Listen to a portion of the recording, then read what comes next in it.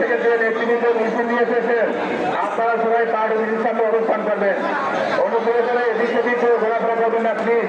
আমাদের র্যালি এখনই শুরু হবে, প্লিজ আমাদের র্যালি এখনই শুরু হবে। আপনারা পার্টি অফিসের সামনে সবাই অবস্থান করেন। প্রতিটি ওয়ার্ডের নেতৃবৃন্দ